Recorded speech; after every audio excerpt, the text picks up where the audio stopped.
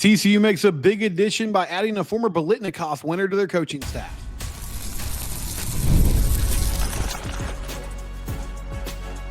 You are Locked On Horned Frogs, your daily podcast on the TCU Horned Frogs. Part of the Locked On Podcast Network, your team every day. Locked On Horned Frogs, your team every day. I'm your host, Steven Simcox. I've been covering TCU athletics for the past 12 seasons. Thanks for making Locked On Horned Frogs your first listen. Haley Van Lith is the Big 12 Player of the Year in Big 12 Women's Basketball. We'll talk about that later on in the show. Jamie Dixon, is it time to make a move? Are the fans getting restless? We'll discuss that as well. But we start today with the football team, and Sonny Dykes continues to add people to this coaching staff. Every single position group this year has an assistant coach. So they've got two coaches on each position group, and two coaches that they added yesterday. Brian Norwood, longtime veteran coach. He's most recently at UCLA. He will help Trey Watson with the safeties. And Corey Coleman, a name that I'm sure a lot of you recognize, former Baylor wide receiver. He is coming on as an assistant wide receivers coach. So the way that they are breaking up the receiver responsibility this year, Malcom Kelly is coaching everybody. So in the past, it was Malcom Kelly, Doug Meacham. Doug Meacham goes to Oklahoma State, where he takes an offensive coordinator job. Well, now it's Malcom Kelly, but he has an assistant in Corey Coleman. First of all, it's a very intriguing hire. I think the coolest thing about this is, from a recruiting standpoint, this is a name that kids are going to recognize. And just from an age standpoint, this is a dude that a lot of these players that are coming up in the high school ranks and young dudes in the portal, they probably recognize him as a dude that they looked up to. Former Biletnikoff Award winner, outstanding wide receiver. Brian Norwood, also a guy who spent a lot of time at Baylor under Art Briles and in the Briles coaching staff. He was a defensive coordinator there from 2008 to 2010. Then he worked with the DBs. He worked with the DBs at UCLA. He was actually the associate head coach at UCLA. That was his title. And now he's sliding into not an analyst role, it's an on-the-field role, but it's a place where he can work hands-on with the players, but it's not his main responsibility to run the show at that particular position. It reminds me a lot of the Randy Clements hire. Now, I imagine Brian Norwood probably has higher aspirations than this for the rest of his career. This might just be a perfect timing sort of reset. Like, hey, I got, UCLA coaching staff, got moved on from. I'm available. Here's a place where I can land, where I know some people, and there's not the pressure for me to work insane hours and do all the things, but I can still have an impact with these defensive backs. Trey Watson at Cal was really known for forcing turnovers. Brian Norwood, similarly at UCLA, had a very similar reputation, which is good to see. And I think it can't hurt to have that type of experience and just having that person to bounce ideas off of on the coaching staff. For Trey Watson, who's still a relatively young coach, I mean, I think he's got a really good resume, what TCU wants to do in the defensive backfield. And he's kind of tangentially worked with Andy Avalos. He worked with him as a GA for one season. But also for Andy Avalos, Brian Norwood's a guy that has called plays before. He's a guy that's been, in an assistant head coach role before. So he'll be a great resource for the defensive coaching staff as a whole. Overall, though, I love the hire. Corey Coleman, this is interesting. I think the simplest explanation is Corey's playing career is over. He played in the NFL for a while, was with the Browns, was with the Giants, then he played in the USFL. He wants to get into coaching, right? So what do you do when you want to break into the coaching world as a former player? Well, you pick up the phone and you call former coaches that you know.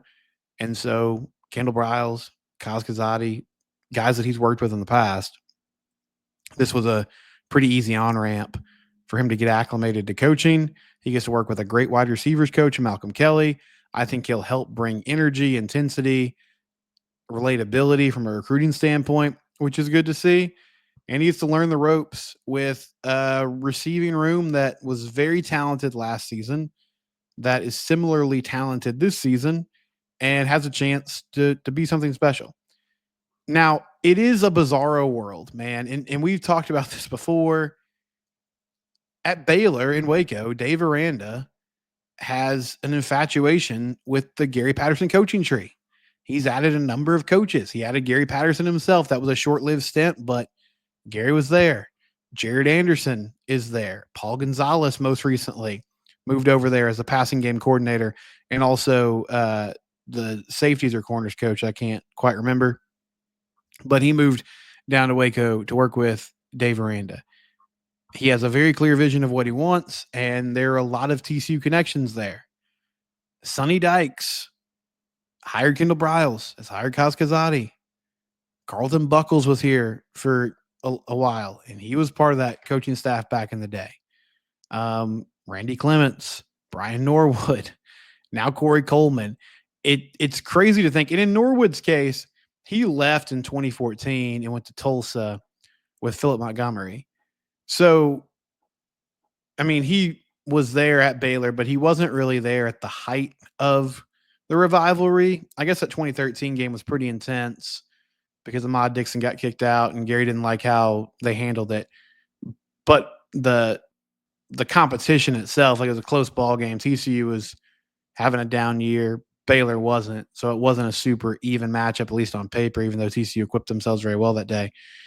And then 2014, 2015 was when the real vitriol started.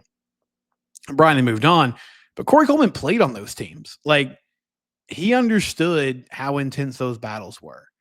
And it's just wild.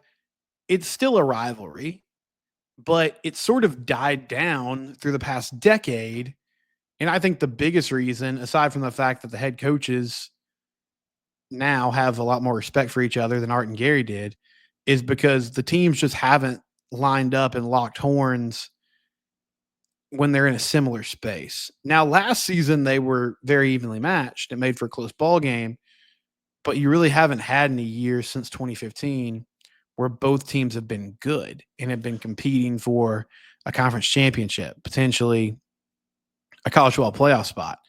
So that took some of the heat out of this situation. It's just crazy, though, that there's so many big names and big time players from the height of this series that have just switched sides, that have gone over to the other side. And for Corey Coleman, I mean, I get it. He's got familiarity with people on this coaching staff, and he's looking to break into this world. So you take the opportunity that you can get. And this is a power forward job, but it's still ironic that all these changes are happening. As far as what he's going to do,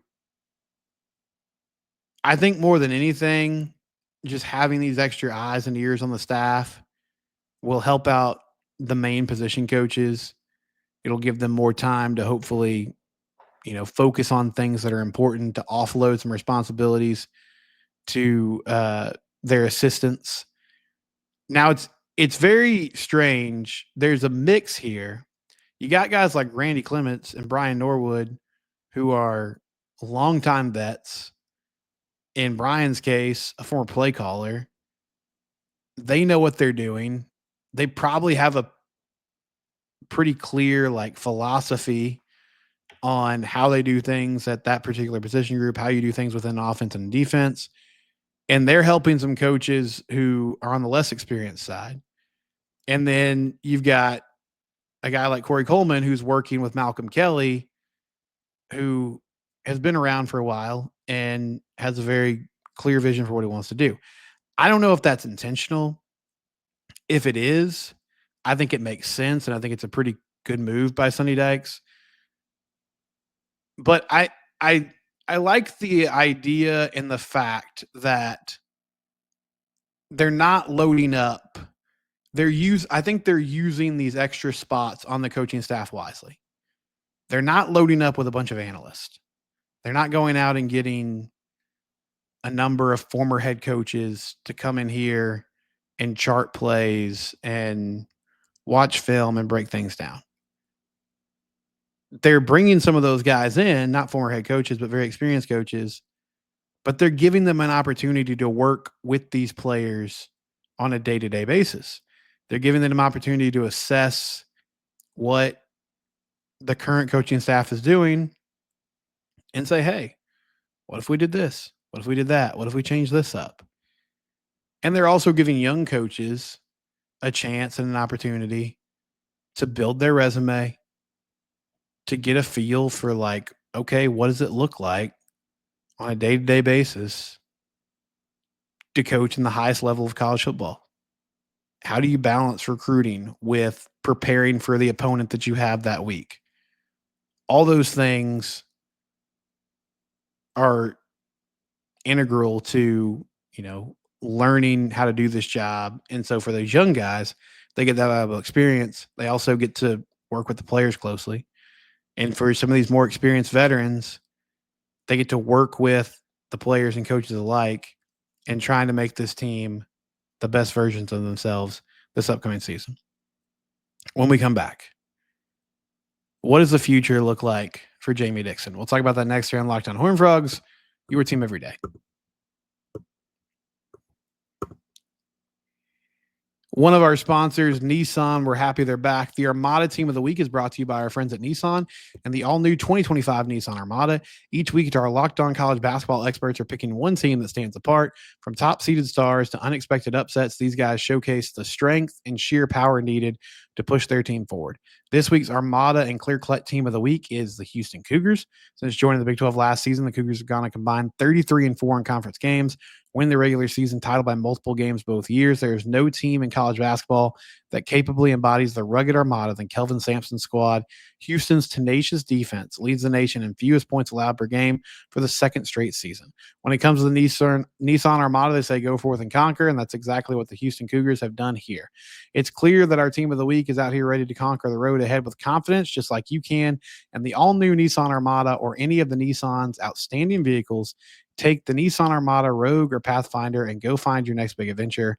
Shop NissanUSA.com.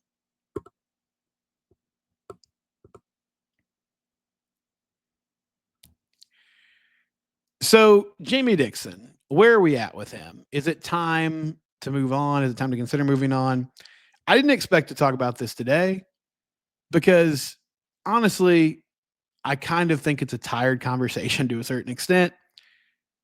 And it's not that I don't enjoy talking about it. I just feel like it's become one of those issues where people have made their mind up on it, and there's not really much you're going to say to change the idea of, do you think he should stay or should he go? The reality of it is, so I said this before, but I think when we have these conversations, we have to split it up into two categories. There's the reality and what is going to happen, and then there's what should happen. So Jamie's going to be back next year unless he decides he wants to move on his own. That's just how it's going to work. I do understand why people are concerned and think the program itself is stale. Tommy Fisher said this in the YouTube comments in yesterday's episode. JD has to go for TCU to take the next step. TCU needs to decide if 500 is good enough or if they want to make a deeper run and invest more. Nobody cares about hoops right now. No one goes to the games. There's zero juice behind the program. Jamie Dixon can recruit, but he is not great at coaching the actual game. I'm kind of done with him. So I saw that. And then I also saw Mac Engel from the 4-Star Telegram wrote an article today.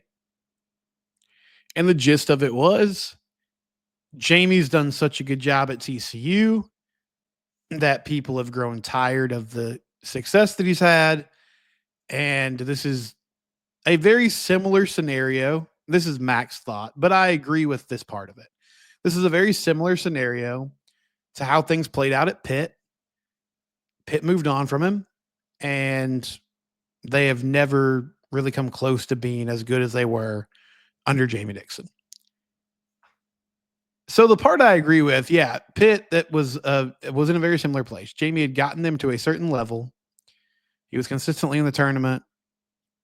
They made a few runs, never made a Final Four, but they were competitive, right? And Pitt basketball is not exactly a super storied program. So that was a big step for them. But people were tired of the constant early tournament exits, the fact that that team didn't score a whole lot. They had a very distinct style of play. And so he didn't get fired, but when the opportunity arose at TCU, he was quick to jump at it because he saw the writing on the wall and he knew that folks were getting restless. In similar fashion, there's a subset of the TCU fan base right now that is not satisfied with the basketball program.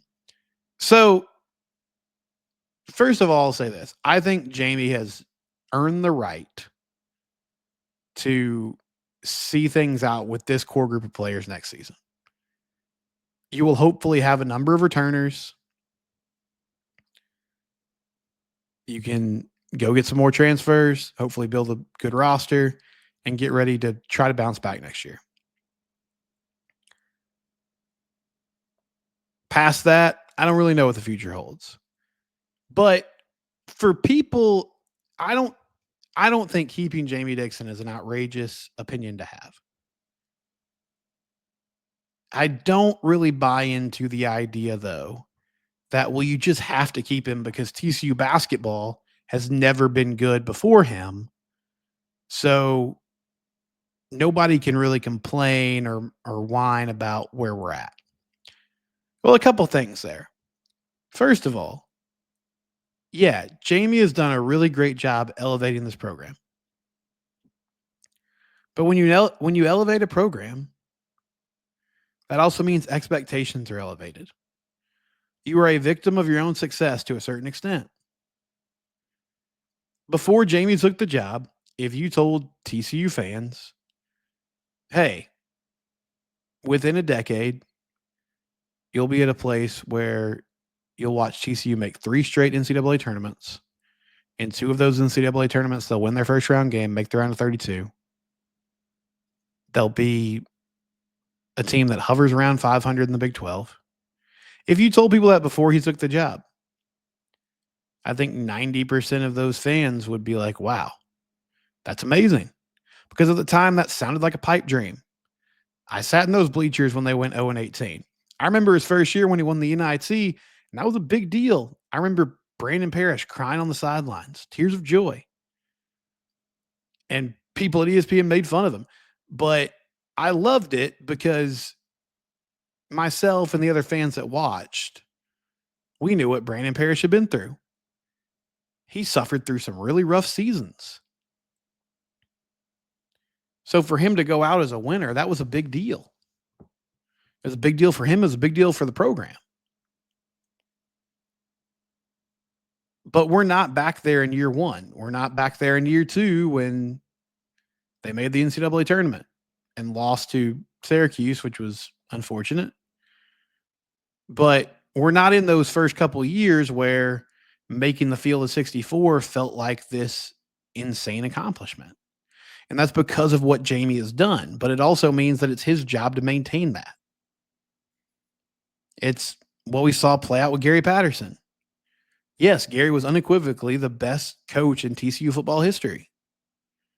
And he did amazing things for the university, for the football program, for the city of Fort Worth.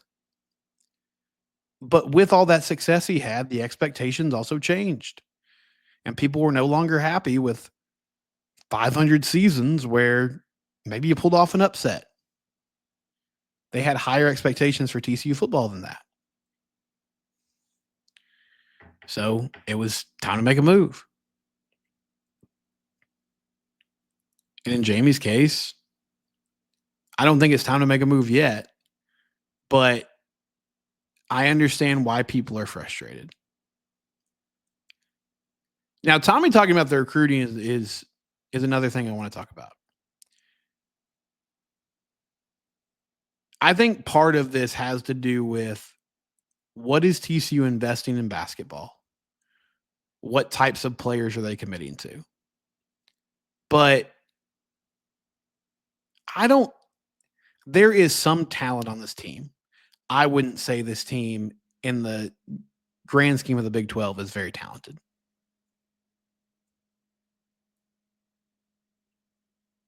Go watch Houston. Go watch Baylor. Go watch Iowa State. They got NBA dudes. I don't think TCU has an NBA player on this roster right now. Maybe David Punch. Maybe Aulette in a couple years. But there's not enough talent on this roster. And you might say, well, Houston and Baylor, and I mean, the schools you mentioned are some of the top programs in the country. Yes, but that's also who you're competing with on a weekly basis. So you need to be on their level. I feel like that has to change too. And I am excited about the potential of some of these guys. But I do wonder, like, is David Punch going to be a dude who can eventually average like 18 and 12? Is Jace Posey, like I like Jace Posey, I think he does good things, but is he a guy that can eventually get to a place where he's averaging like 12 and 6 and making a huge impact on defense night after night? Because if they can't do that, then you're going to need to bring in players around them who can score. So right now, no, they're not going to make a move. I don't think they need to, but there's also a group of TCU fans that seem to scoff and sort of immediately downplay anyone who has concerns. And I don't think that's the right way to approach this either. When we come back, Haley Van Lith is your Big 12 Player of the Year.